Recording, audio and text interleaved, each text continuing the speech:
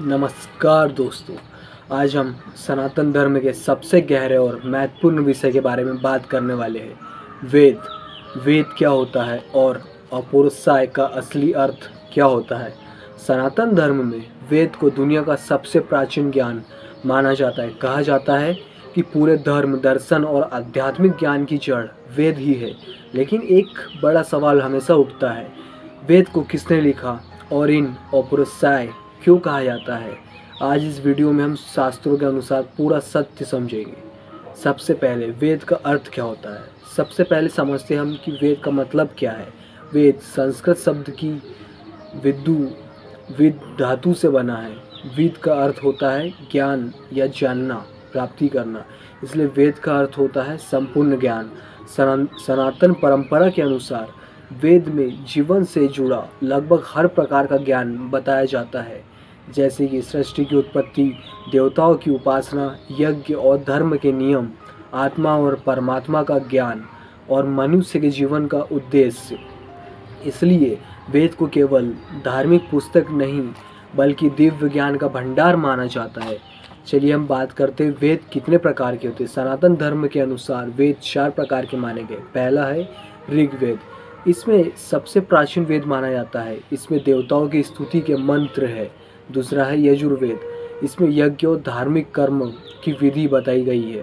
तीसरा है सामवेद, इसमें मंत्रों को संगीत और स्वर के गाने की परंपरा बताई गई है। और चौथा है अथर्ववेद, इसमें जीवन, समाज, औषधि और रहस्यमय ज्ञान से जुड़ा विषय मिलता है। अब सबसे महत्वपूर्ण प्रश्न आता है, वेद को किसने लिखा। सनातन धर्म के अनुसार वेद को किसी मनुष्य ने नहीं लिखा।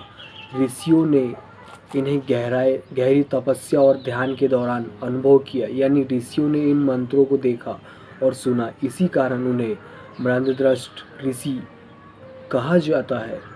और पुरुषों का अर्थ हो अब समझते हैं। और पुरुषय शब्द का अर्थ, यह शब्द 2 भाग से मिलकर बना है।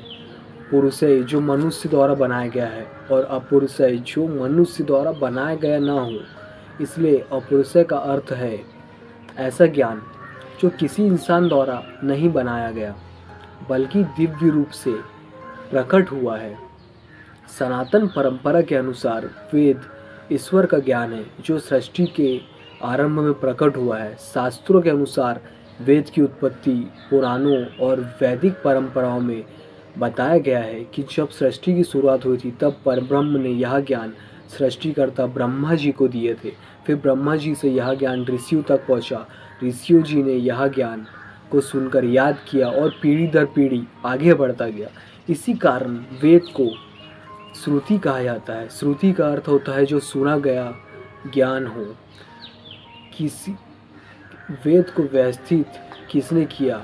समय के साथ जब मनुष्य की स्मरण शक्ति कम होने लगी तब एक महान ऋषि ने वेदों को व्यवस्थित किया। उनका नाम था वेदव्यास जी। उन्होंने वेदों को 4 भागों में विभाजित किया जिससे उन्हें समझना और सीखना आसान हो गया। इसी कारण उन्हें वेदव्यास कहा जाता है। वेदों का महत्व सनातन धर्म में वेदों को इतना महत्वपूर्ण माना जाता है कि उपनिषद, पुराण, स्मृति ग्रंथ और कई धर्मशास्त्र सभी का आधार वेद ही है। इसलिए वेदों को कहा जाता है सनातन धर्म की जड़। अगर सरल शब्दों में समझें तो वेद वह दिव्य ज्ञान है जो सृष्टि की शुरुआत में प्रकट हुए। ऋषियों ने उन्हें सुना, अनुभव किया और आगे बढ़ाया।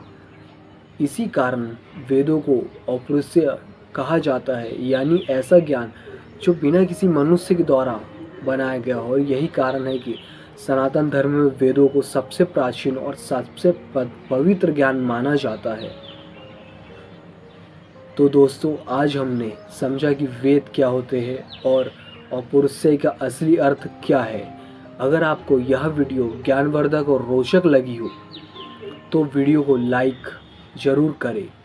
और अगर आप सनातन धर्म, वेद, पुराण, अवतार और ब्रह्मांड के रहस्य के बारे में ऐसी ही सच्ची आध्यात्मिक जानकारी जानना चाहते हो, चैनल को सब्सक्राइब जरूर करें।